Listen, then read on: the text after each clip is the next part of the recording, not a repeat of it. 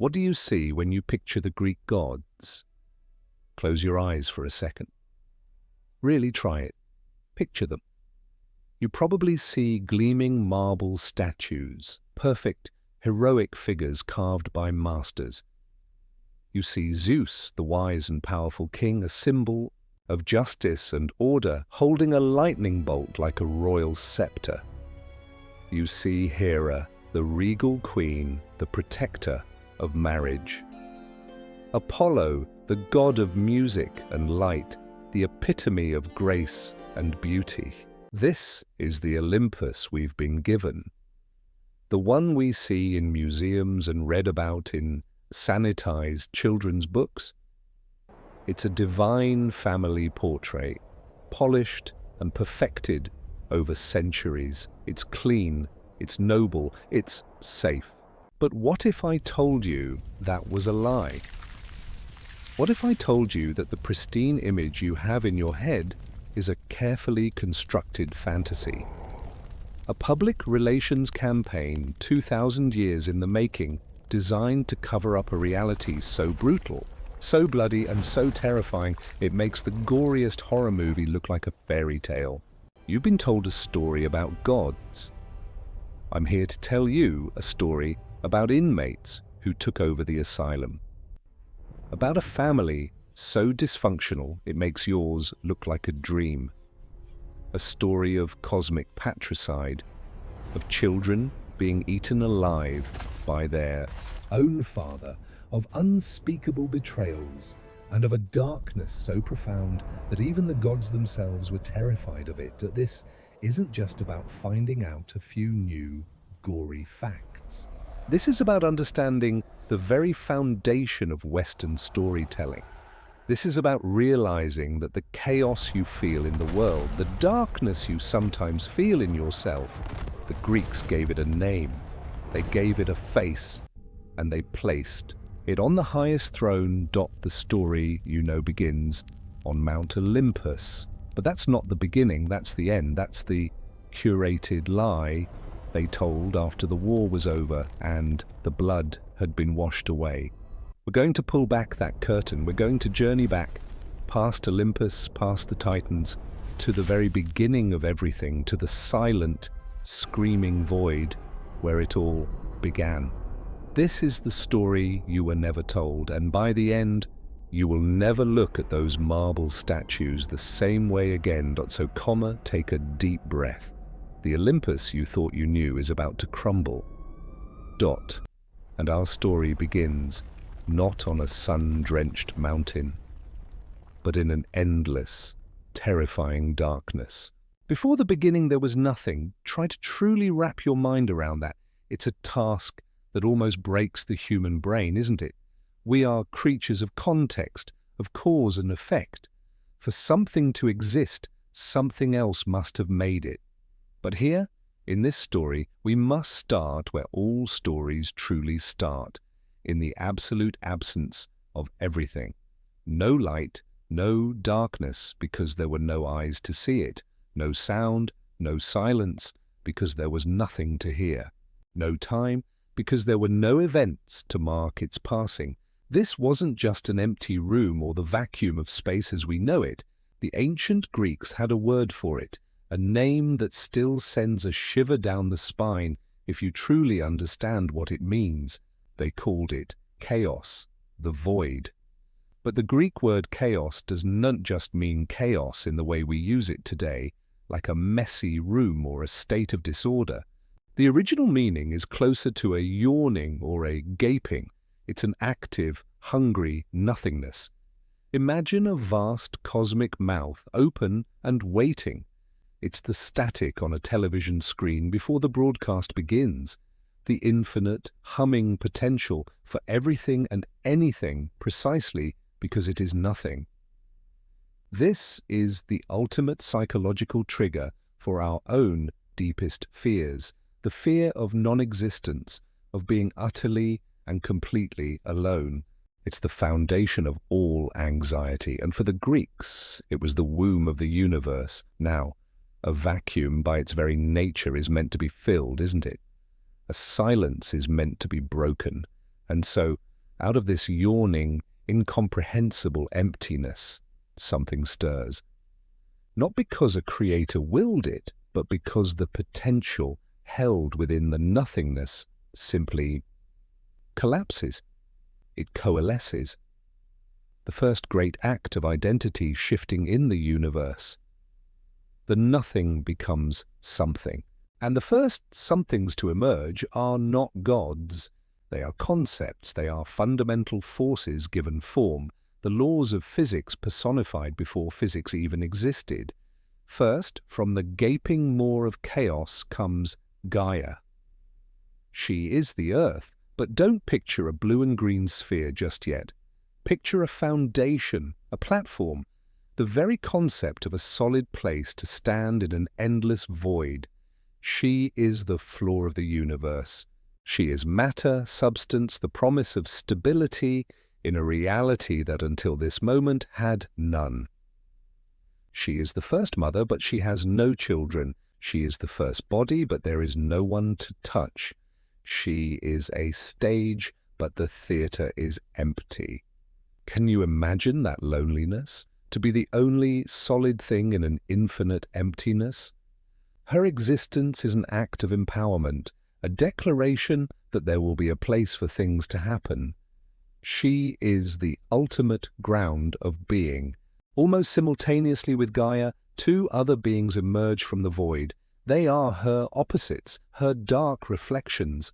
From the deepest, most unfathomable depths comes Tartarus. If Gaia is the floor of the universe, Tartarus is the cellar beneath it, a great pit. He is the personification of the abyss, of punishment, of despair. Later, this is where the most hated enemies of the gods will be thrown, a place of torment so deep it is said that a bronze anvil dropped from heaven would fall for 9 days to reach earth, and another 9 days to reach the bottom of Tartarus. He isn't just a place, he is a conscious entity of dread. He represents the terrifying thought that underneath every foundation, no matter how solid, there is always a deeper, darker abyss waiting. He is the contrast to Gaia's stability, the ever-present threat of falling. And then there is Eros. Now this is critical. Forget the chubby, cherubic Cupid with a bow and arrow, and that's a much later Roman invention. The primordial Eros is something far more powerful, far more fundamental. He is the engine of the universe. He is desire, not just romantic love, but the force of attraction itself. He is the reason things come together instead of remaining apart. He is gravity. He is nuclear fusion. He is the inexplicable pull that will cause every star to form, every planet to spin, and eventually every living thing to procreate. Without Eros, Gaia and Tartarus would remain forever separate, inert concepts in the void.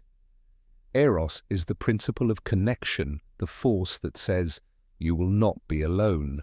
He is the driving ambition of the cosmos. He provides no comfort, only an irresistible urge to create, to merge, to become. And finally, from the original chaos itself, 2 more children are born into the emptiness, Erebus and Nyx. Erebus is darkness, the impenetrable primordial darkness that filled the void, not just the absence of light, but a tangible, heavy presence.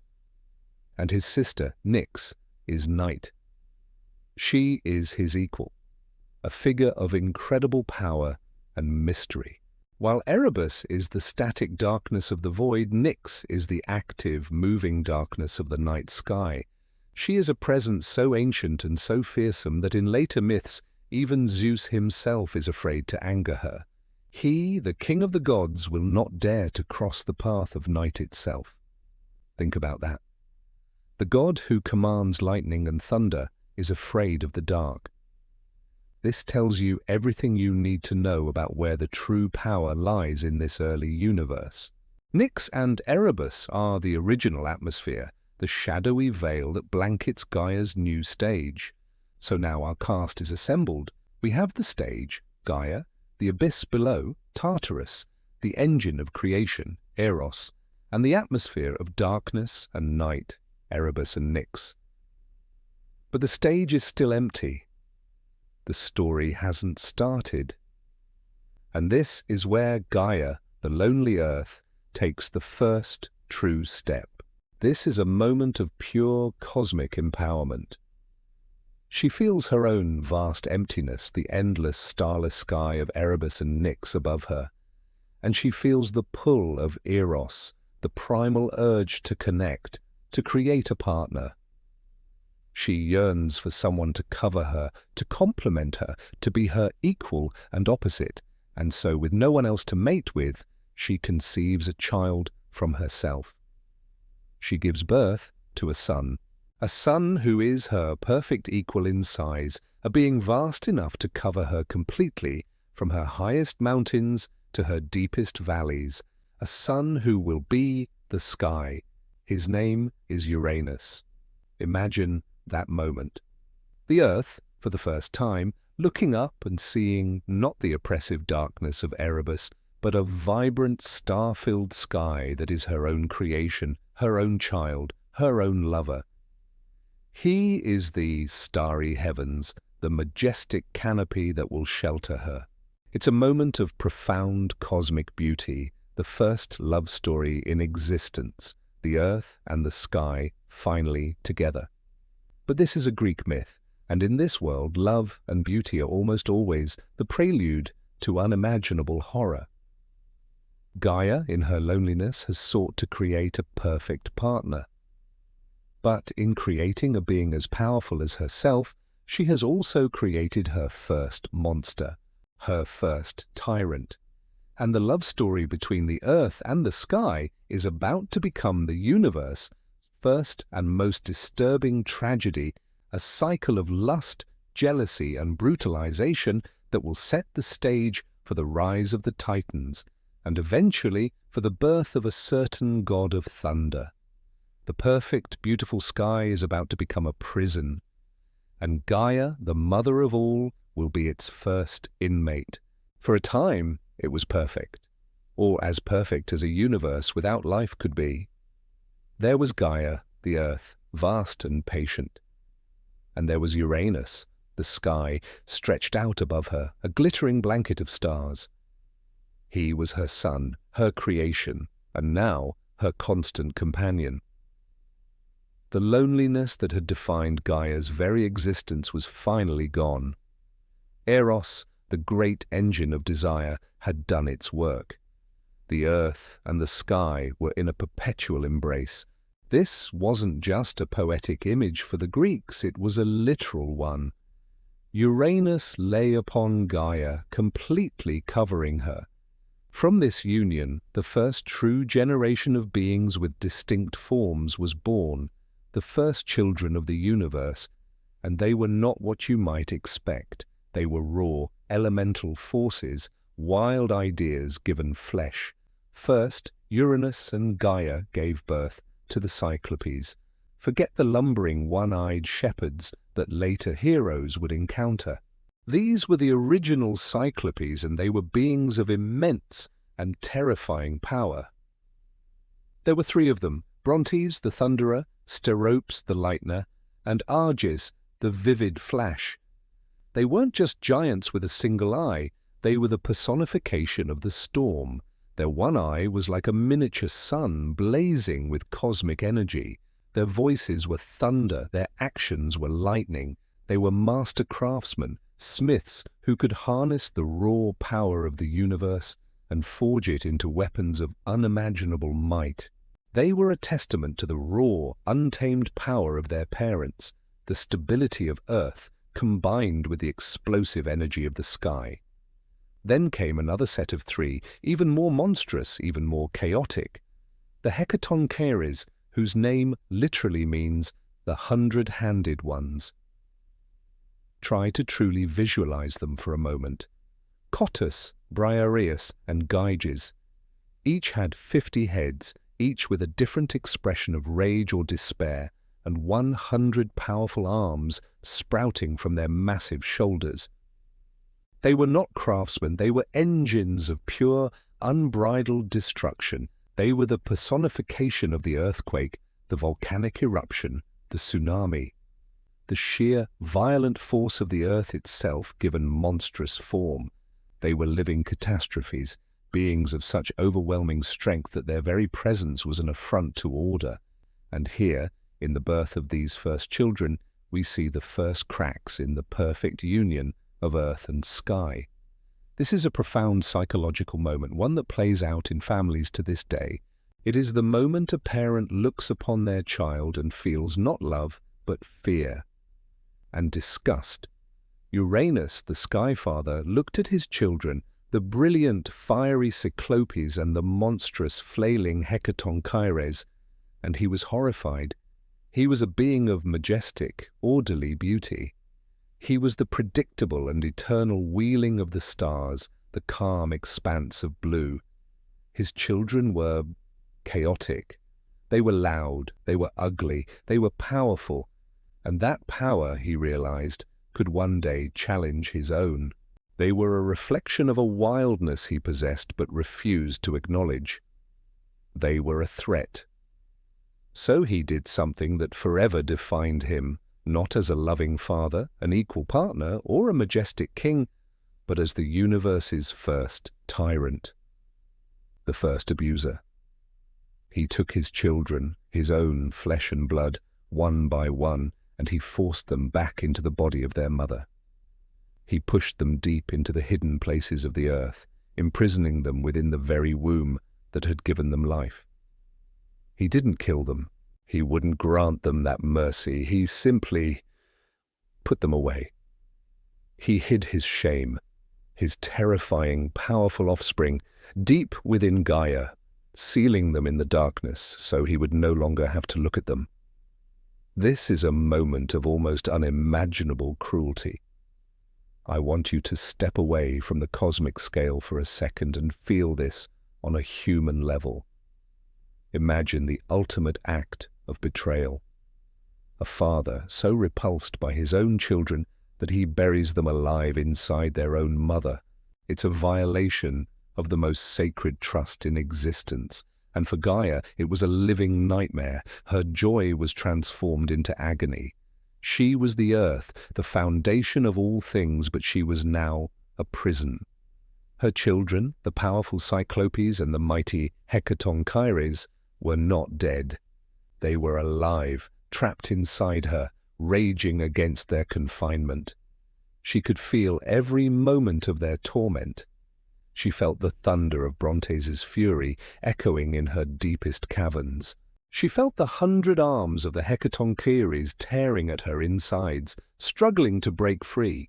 She was in constant, excruciating pain, a pain made infinitely worse by the fact that her tormentor, her abuser, was still her companion. Uranus, the beautiful sky, still lay upon her, pressing down, holding the prison shut with his immense weight, whispering loving words to her while her children screamed in the darkness below. This is the contrast that defines this entire mythology, the beautiful, serene surface hiding a horrific, violent reality just beneath.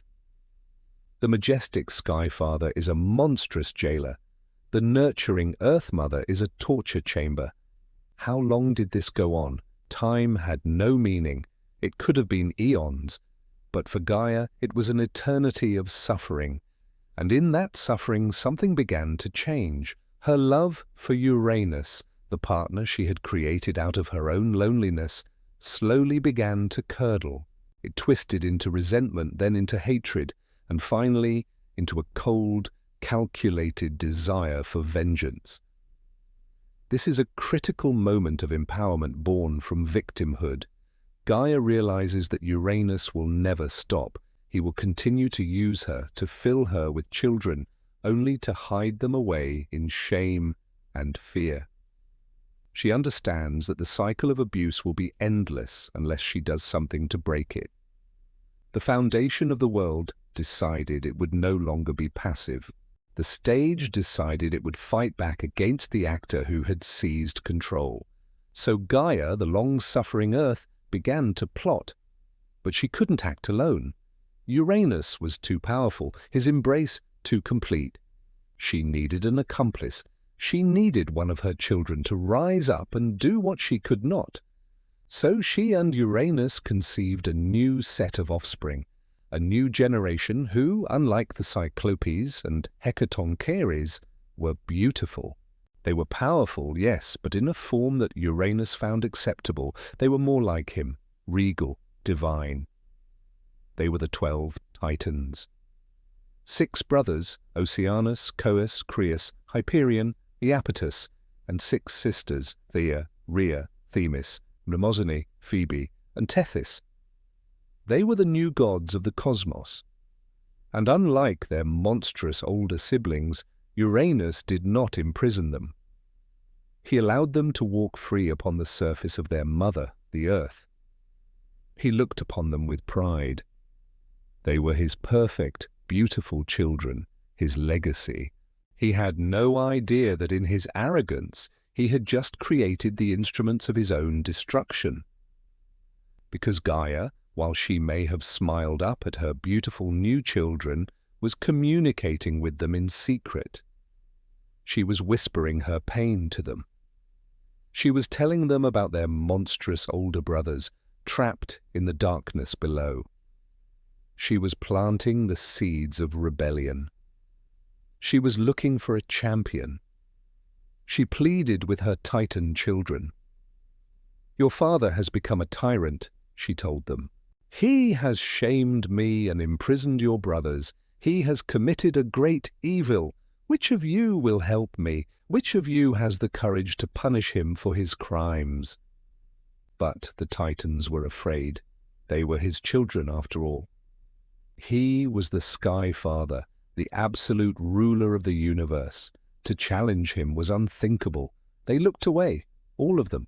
Silence, all of them, except one, the youngest, a son who had been listening not with fear, but with ambition, a son who felt his mother's pain, yes, but who also saw in it an opportunity, a son who harbored a resentment for his father that was as deep and as cold as the darkness of Tartarus itself. He stepped forward. His name was Cronus. And he looked at his mother, the weeping earth, and spoke the words that would ignite the first war in creation. "Mother, I will do it." Ambition. It is the most dangerous and creative force in the universe, second only to Eros itself. When Cronus stepped forward and said, "Mother, I will do it," he wasn't just offering to end his mother's suffering. He was seizing an opportunity. He was making a bid for power. He saw his father not just as a tyrant, but as an obstacle. And in that moment, the future of the cosmos was sealed. Gaia, the earth, was overjoyed. Finally, one of her children had shown the courage or the audacity to stand with her. But this couldn't be a direct confrontation. Uranus was the sky. He was everywhere, his power absolute. A direct assault was impossible. This had to be an ambush, a betrayal. It had to be intimate and horrifying.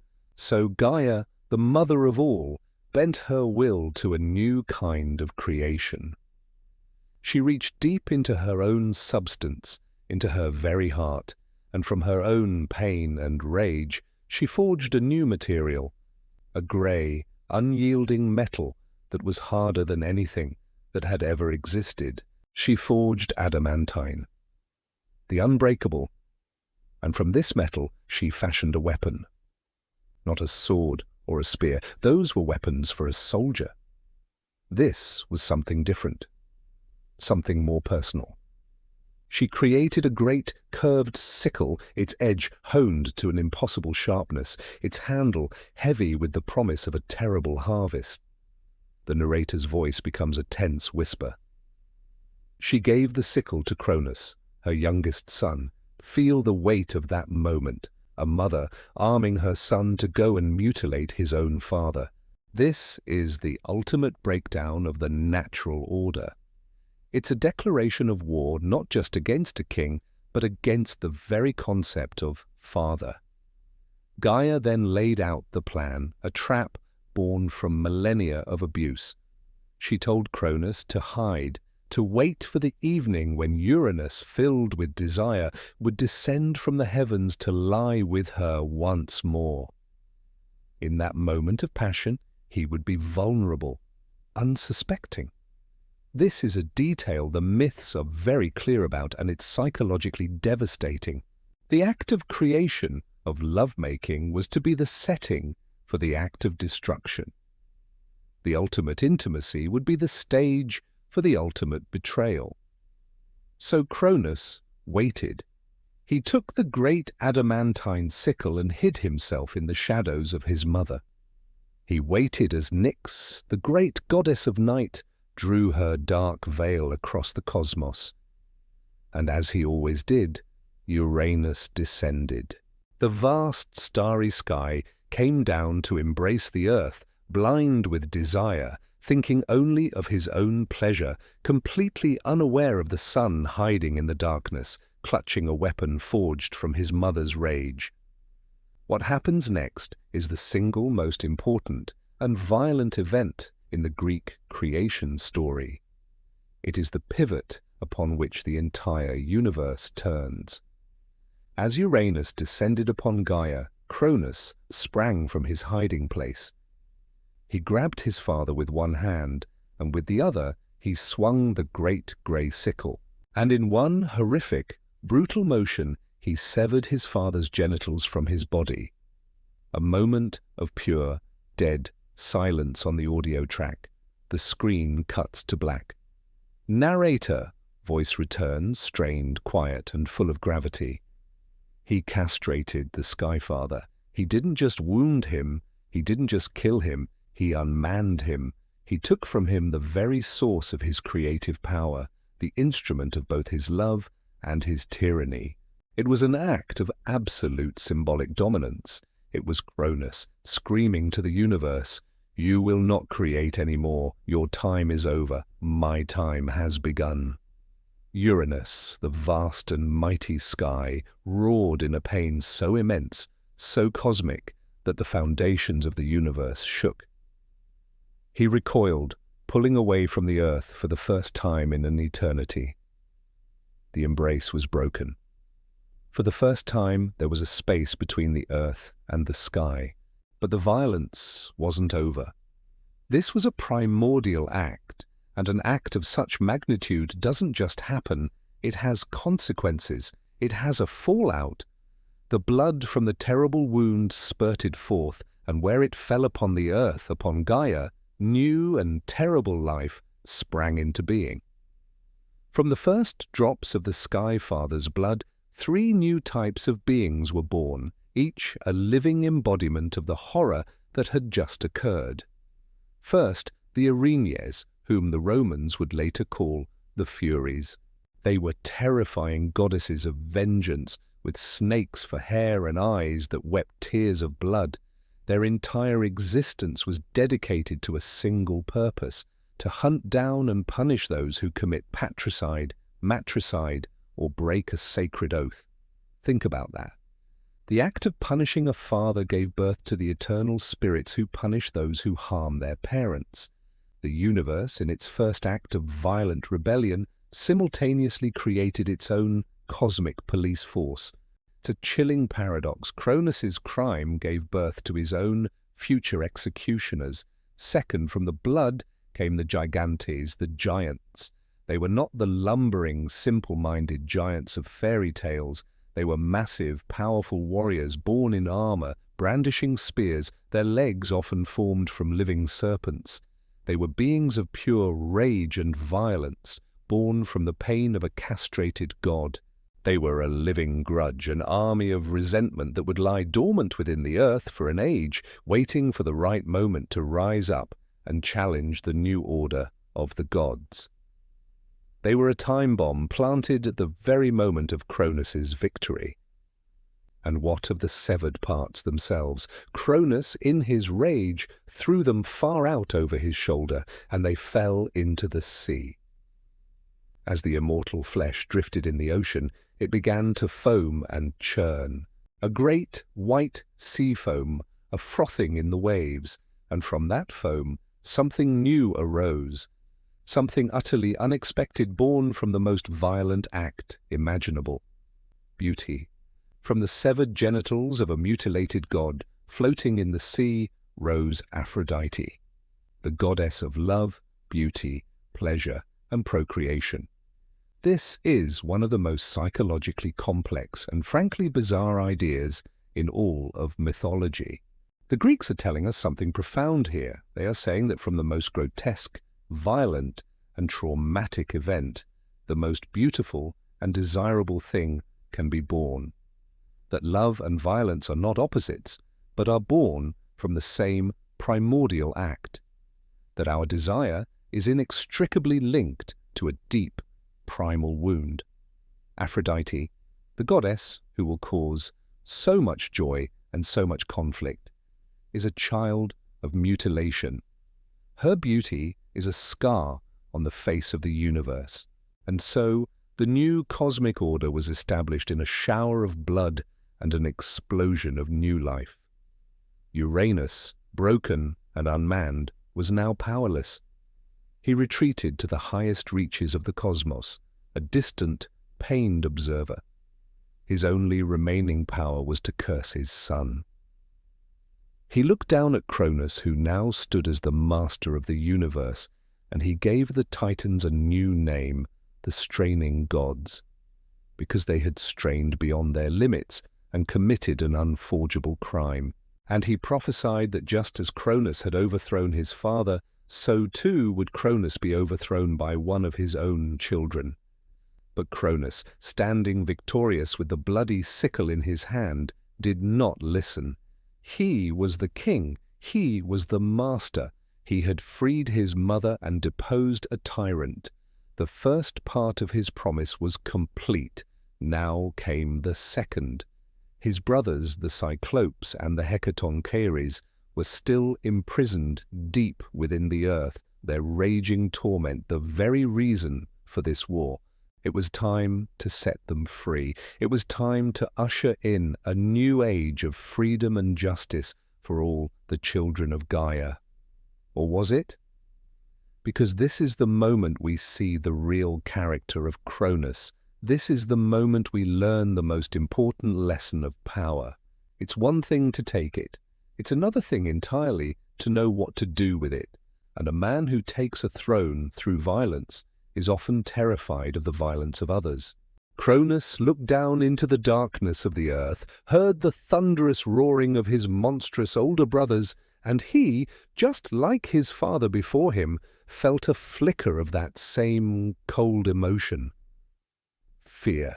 It is the great corroding agent of the soul. It's the poison that whispers to liberators and turns them into tyrants. Cronus, the ambitious son, the champion of his mother, stood at the precipice of a new world. He had done the unthinkable. He had overthrown the eternal sky. All that was left was to fulfill the second half of his promise, to free his elder brothers from their prison within Gaia, to release the Cyclopes and the Hecatoncheires and heal his mother's pain completely. This was his moment to be a hero, to be the benevolent ruler his father never was, to break the cycle, and he chose not to.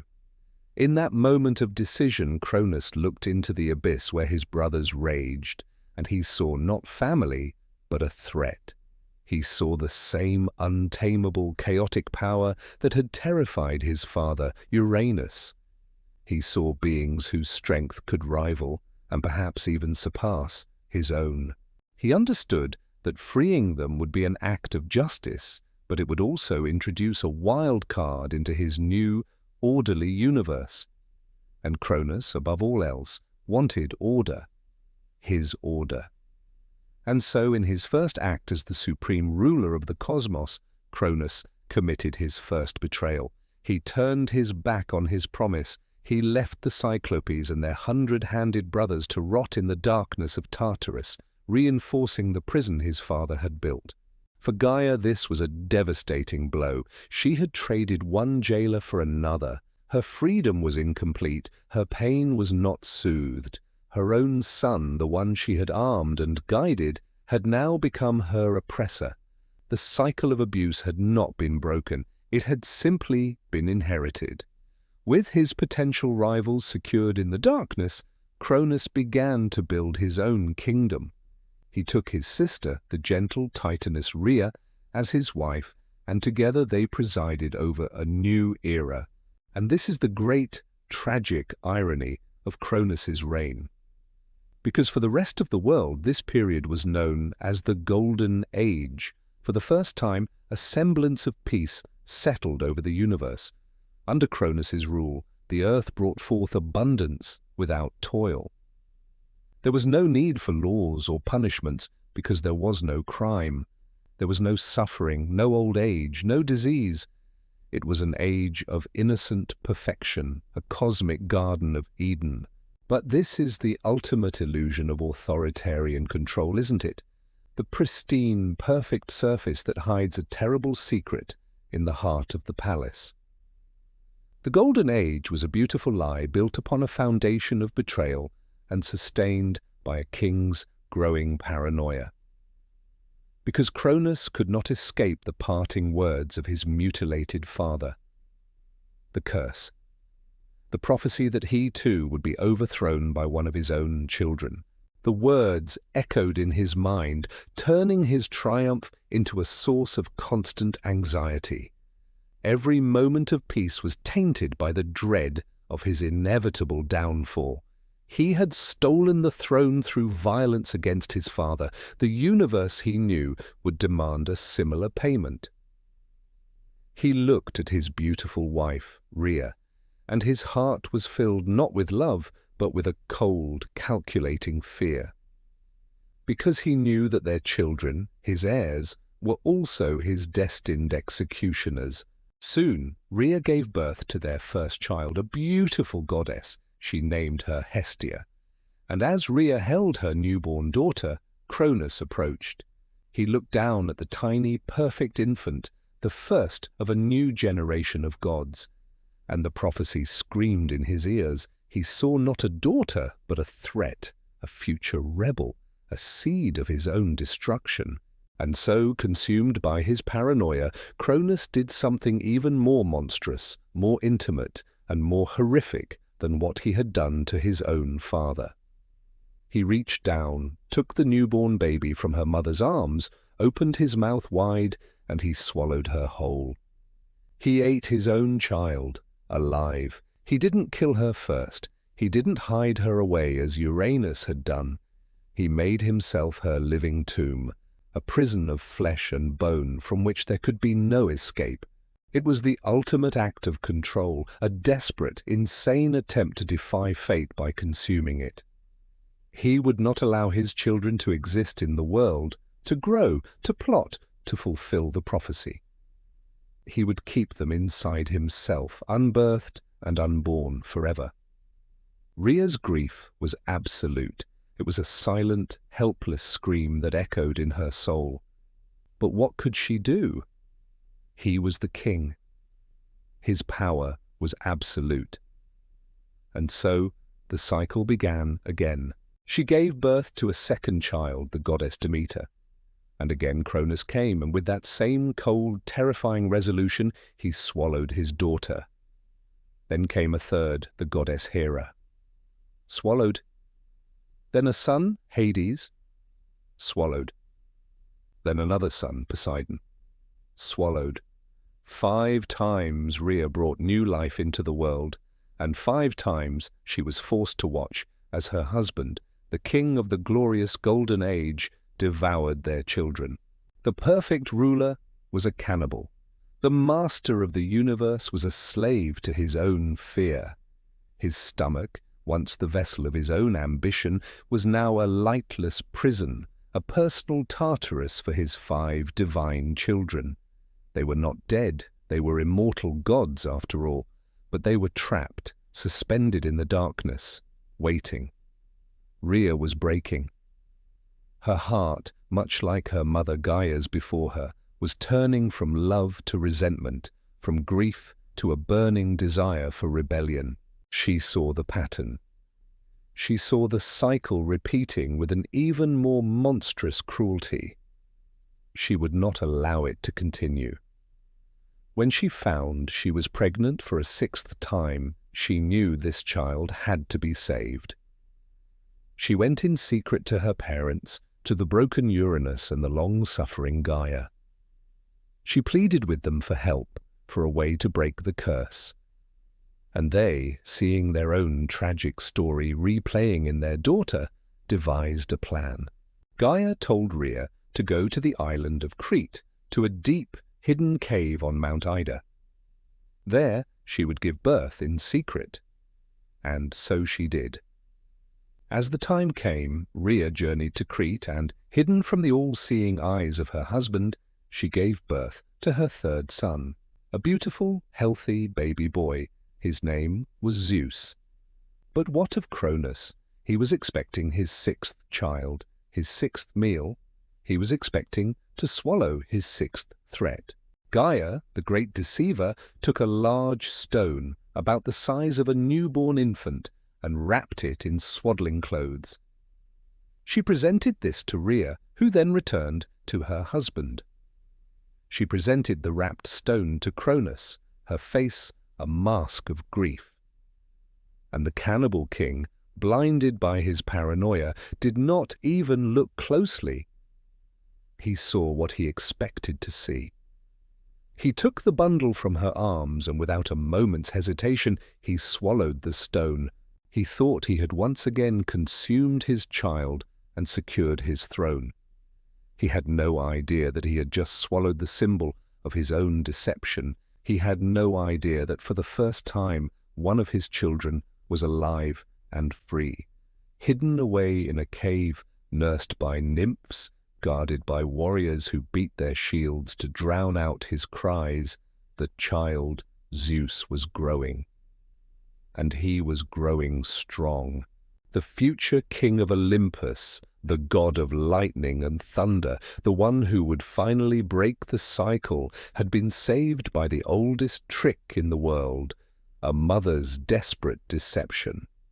The countdown to the end of the Golden Age had begun. The seeds of the greatest war the cosmos would ever know had just been planted. Deception is the weapon of the powerless. Rhea had played her desperate hand, and now the fate of the cosmos lay hidden in a cradle, his cries masked by the clash of spears on shields. While Cronus ruled over his silent, perfect golden age, completely oblivious, a revolution was being nurtured in secret. The king had swallowed a stone, and in doing so had swallowed the lie that would be his undoing. The island of Crete became the sanctuary for the universe's secret hope. The infant Zeus was not raised by his mother. It was too dangerous. Instead, he was cared for by the nymphs of the forest, ancient spirits of nature. He was a child of the wild, a son of the earth in a way his father, the distant king, could never understand. This is a classic element of the hero's journey, isn't it? The future king raised in obscurity, an orphan, unaware of his true parentage, whose power is rooted not in the palace, but in the land itself. He was fed not on his mother's milk, but on the ambrosia-like milk of a divine goat named Amalthea. Her horn, later known as the cornucopia, was a symbol of endless abundance, a sign that this child was destined to bring a new, truer prosperity to the world. He was guarded by the Curetes, warrior spirits of the earth, who would dance and clash their spears and shields whenever the baby cried, their martial rhythm drowning out the sounds that could betray his existence to the paranoid king who ruled the cosmos. He grew, and he grew fast. Gods do not mature as mortals do. He was fed on power, raised on secrecy, and his heart was filled with a burning sense of purpose, instilled in him by the whispers of his grandmother Gaia. The earth itself was his co-conspirator, feeding him stories of his imprisoned uncles, the Cyclopes and Hecatoncheires, and of his 5 siblings, trapped within their father's gut. He was not just growing into a god, he was being forged into a weapon, a liberator. Meanwhile, Cronus continued his reign. The Golden Age went on, peaceful and placid on the surface, but it was a hollow peace, an age of stagnation ruled by a king whose primary act was to prevent the future from ever being born. He had consumed his children, and in doing so had consumed all possibility of change, of progress, of new life. The universe was beautiful, but it was a museum. It was static. It was frozen in the amber of his fear. He had become a king of the past, desperately trying to prevent the inevitable dawn of a future he was not in. Years passed. Zeus came of age. He was no longer a child, but a god in his prime, his power crackling around him like unspoken lightning. He was strong, charismatic, and filled with a righteous fury. It was time to act, but this could not be a simple matter of strength. Cronus was still the supreme ruler, his power immense. A direct assault would be foolish. This needed to be a strategic victory before it was a military one. It needed to be a jailbreak. To do this, Zeus sought the counsel of the wisest being in existence, the Titaness Metis. Her name literally means wisdom, skill, or craft. She was the personification of cunning intelligence, while Cronus represented the brute force of the old world, and Zeus, the rising physical power of the new. Metis represented a third, more potent kind of power, strategic thought. She understood that the greatest victories are won not on the battlefield, but in the mind. Zeus, recognizing her wisdom, allied with her. Together they devised a plan not just to defeat Cronus, but to humiliate him, to undo his monstrous crime in the most visceral way imaginable. Metis prepared a special potion, a powerful emetic disguised in a cup of nectar. The plan was simple, and its audacity was breathtaking. Zeus would disguise himself, get a job as his own father's cupbearer, and at the right moment serve Cronus the drugged drink.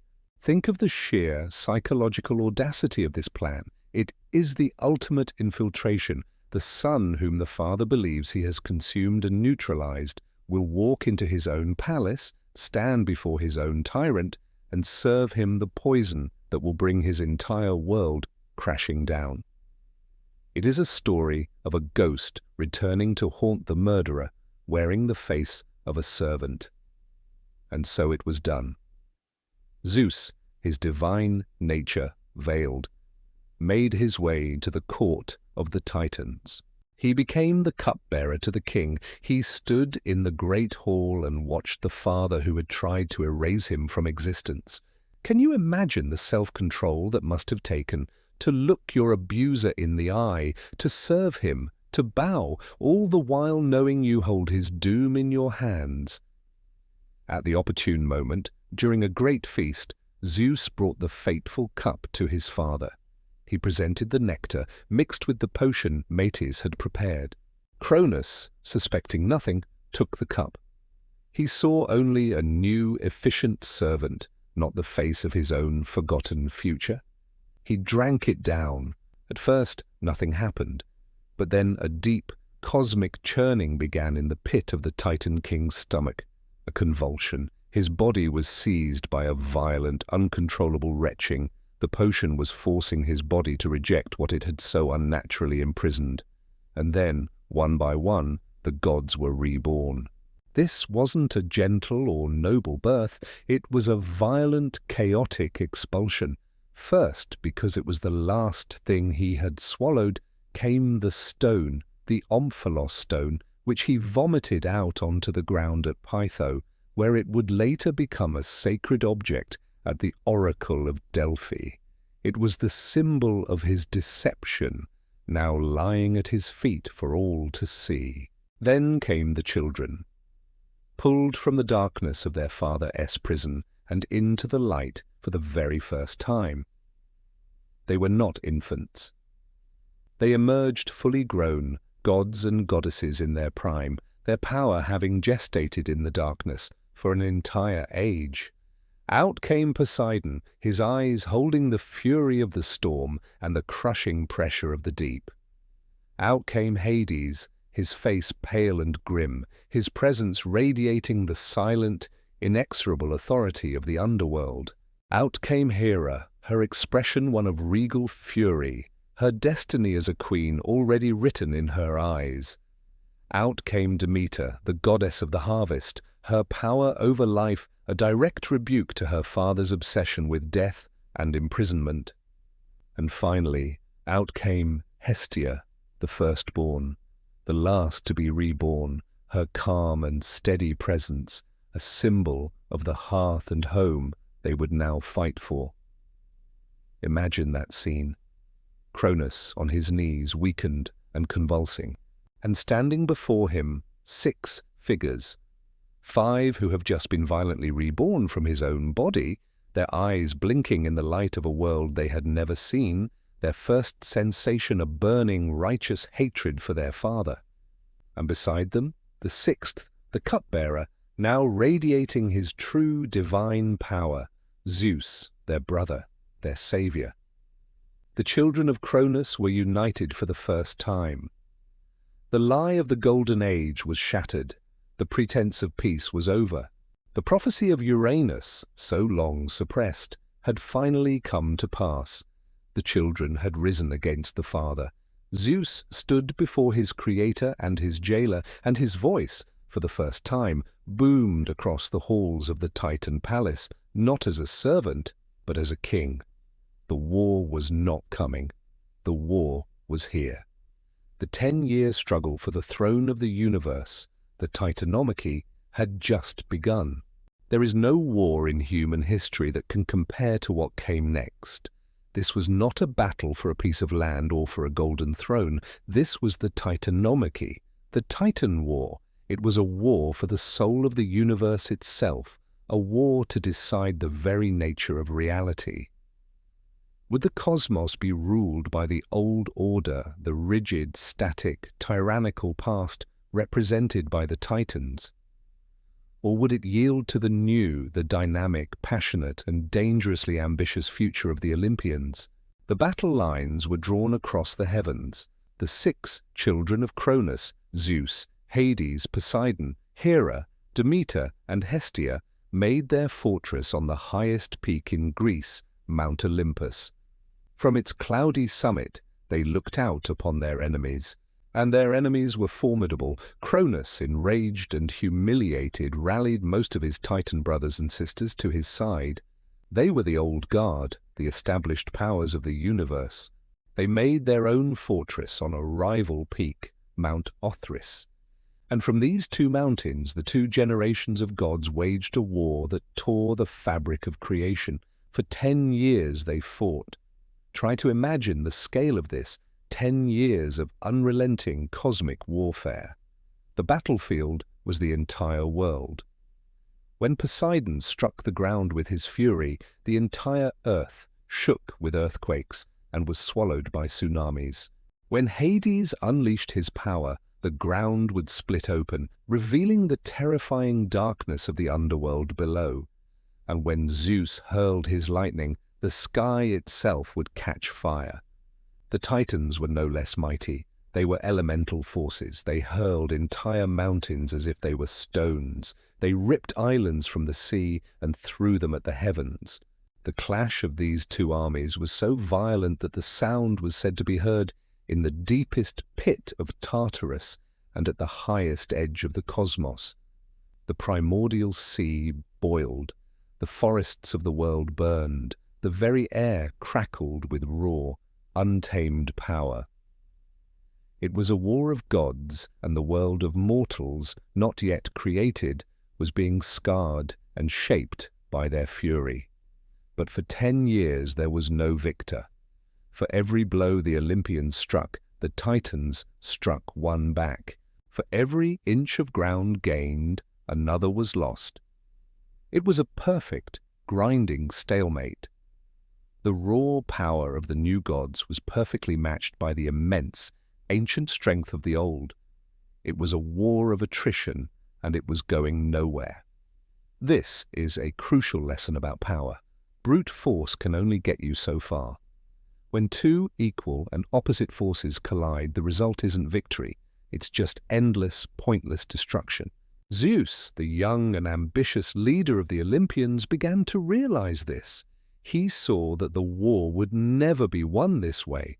They could fight for 1,000 years and accomplish nothing but the ruin of the very universe they were fighting to control. They didn't just need more strength, they needed a different kind of strength.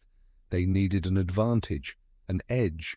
And in his moment of strategic desperation, he remembered the stories his grandmother Gaia had whispered to him in that secret cave on Crete. Stories of his other family, stories of his monstrous, powerful, and forgotten uncles, still languishing in the darkness where both his father and his grandfather had left them. Gaia, the ever-patient Earth, saw her chance. She approached her grandson Zeus with the same advice she had once given Cronus, the same key to victory she had offered an age ago. She told him, "The path to your victory lies not in front of you on the battlefield, but below you in the darkness. You fight with only half of your family. You cannot win this war by repeating the mistakes of your father. You must break the cycle. Free your uncles from Tartarus. The prisoners of the old regime must become the weapons of the new." This was a moment of profound identity shifting for Zeus. He could continue to be a warrior, hurling lightning in a futile battle, or he could become something more, a liberator, a statesman, a keeper of promises. He had to prove that he was not his father. Cronus had seized power and then immediately embraced the tyranny of his predecessor. Zeus had to show that he was different. So, leaving the stalemate of the war behind, Zeus journeyed to the depths of the underworld. He went down, down, past the realm of the dead to the very pit of creation, Tartarus. There he found them, just as the stories had said. He found the three Cyclopes, their fiery eyes dim but not extinguished, their immense strength chained by darkness. And he found the three Hecatoncheires, the 100-handed ones, their 50 heads bowed in despair, their countless arms bound and useless. He did not approach them as a king or a conqueror. He approached them as family, as a liberator. He slew their jailer, a dragon-like monster named Campe, and with his own power he broke their chains. He offered them nectar and ambrosia, the food of the gods, and restored their strength. And then he made them a promise. "Fight with me," he pleaded. "Help me overthrow the Titan King who left you here to rot, and I swear to you, you will be honored members of my new kingdom. You will never see chains again." For the Cyclopes and the Hecatoncheires, this was the moment they had been waiting for since the dawn of time. Their own brother, Cronus, had betrayed them. Now their young nephew had come to set them free. Their loyalty was absolute. Their gratitude was a burning fire, and their desire for vengeance against their jailer was a force of nature. The alliance was forged, and with it, the tide of the war was about to turn. The Cyclopes, the master-smiths of the universe, immediately set to work in their new forges. They were grateful to the gods who had freed them, and they showed their gratitude by crafting for them weapons of truly divine power. For Hades, who ruled the darkness, they crafted the Helm of Darkness, a helmet that could render its wearer completely invisible. He would become a phantom of death on the battlefield. For Poseidon, who commanded the seas, they forged the trident, a weapon so powerful it could shake the foundations of the earth and bring forth the fury of the oceans. And for Zeus, their liberator, they gave their greatest creation. They harnessed the storm itself. They took the lightning, the thunder, and the vivid flash, and they forged them into a weapon that only he could wield. They gave him the master thunderbolt. Meanwhile, the Hecatoncheires did not forge weapons. They were weapons. Their 100 arms were rested, their 50 heads were filled with a singular, burning purpose to unleash 10,000 years of imprisoned rage upon their enemies. Zeus returned to Olympus not just with hope, but with an arsenal. He returned with the personification of the storm and the earthquake at his back. The stalemate was about to be broken. The Olympians were no longer just 6 gods against the world. They were now leading an army of monsters. The Titans on Mount Othrys saw the storm clouds gathering. They felt a tremor in the earth that was deeper and more terrifying than anything they had felt before. They did not yet know what was coming, but they knew that the war was about to enter a new and far more terrible phase. The final act was about to begin. What the Titans saw from the peaks of Mount Othrys was not just a renewed army, it was the apocalypse. The stalemate was not just broken, it was about to be shattered into 1,000,000 pieces. This was no longer a war, it was a reckoning. The final assault began. Hades, cloaked in his new helm of darkness, became a phantom of terror on the battlefield. He moved unseen among the Titan ranks, sowing discord and chaos, his presence a chilling whisper of the death that was to come, striking down their commanders before they even knew he was there. He was not just a warrior, he was fear itself given form. Poseidon, wielding his mighty trident, struck the base of Mount Othrys. He did not just create earthquakes, he commanded them. The very foundations of the Titan's fortress began to crumble and split apart. He summoned colossal waves from the primordial ocean, not of water, but of liquid earth and stone, crashing against his enemies' defenses. He was turning the very ground they stood on, their mother Gaia, against them. But the true storm was Zeus. For 10 years he had been a powerful prince. Now, armed with the master thunderbolt, he became a king.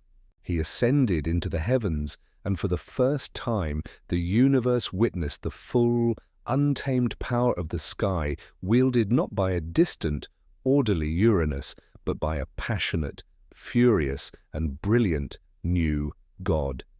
He did not just throw lightning, he became the storm. Hundreds of bolts, each with the power to shatter a mountain, rained down upon the Titans. The air itself became a weapon, crackling with ozone and searing heat. And then came the monsters. The Hecatoncheires, the 100-handed ones, finally unleashed a geological age of imprisoned fury. They did not need forged weapons. Their 100 arms plucked entire mountainsides from the earth, and with a coordinated, deafening roar from their 50 heads, they hurled a constant barrage of colossal boulders at the Titans. It was a relentless, overwhelming avalanche of stone and fury. 3 beings with the firepower of an entire army. The Titans, who had once thrown mountains themselves, were now being buried by them. The battle was no longer a contest, it was a slaughter. The old world of the Titans was being systematically and brutally dismantled by a power they could not comprehend. This was the power of liberated prisoners, of vindicated children, and of a future that would no longer be denied. At the heart of the storm stood Cronus. He watched his brothers and sisters fall. He watched his fortress crumble, and he looked up to see his son Zeus descending from the sky, wreathed in lightning, his face a mask of righteous judgment. This was the final confrontation. The sun he had tried to erase, the future he had tried to swallow, was now before him, wielding a power far greater than his own. The battle between them was titanic, but its outcome was inevitable. Cronus was the embodiment of the static past. Zeus was the avatar of a dynamic, explosive future. Every blow Cronus struck was met with a thunderclap. Every roar of defiance was answered with a bolt of blinding lightning. Finally, Zeus unleashed the full power of the thunderbolt. Cronus, the Cannibal King, the ruler of the Golden Age, was struck down. He fell not just from his throne, but from his very place at the center of the universe. The war was over. Victory, especially one so brutal, is a complicated thing. The Olympians stood victorious amidst the ruins of the old world, but now came the difficult task of building a new one. What do you do with your defeated enemies, your own family? Zeus had to make a choice. Would he repeat the cycle of his father and grandfather? Would he become another jailer, ruled by fear? The answer was both yes and no. The defeated Titans, including his own father Cronus, were rounded up, and they were cast down, down into the deepest pit. They were imprisoned in Tartarus, the same dark abyss where the Cyclopes and Hecatoncheires had once been held.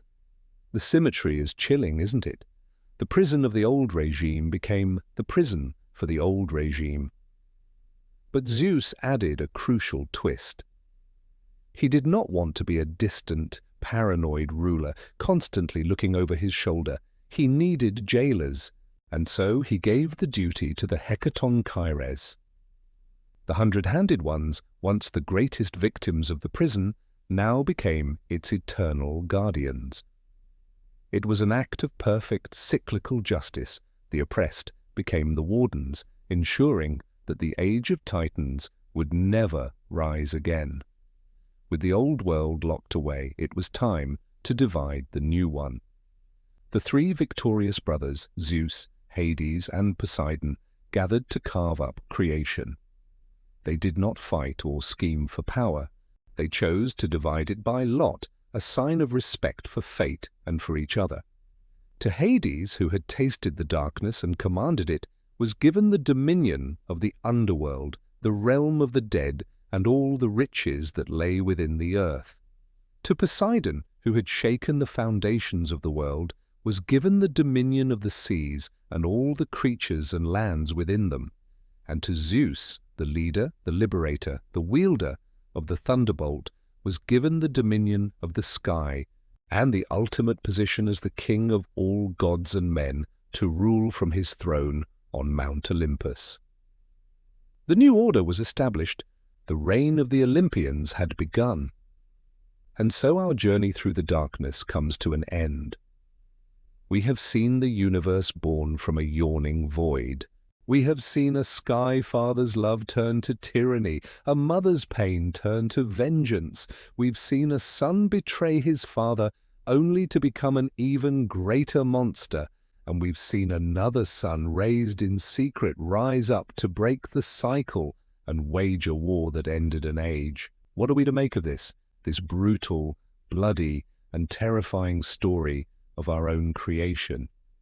It's tempting to see it as a simple story of good versus evil, the heroic Olympians versus the monstrous Titans.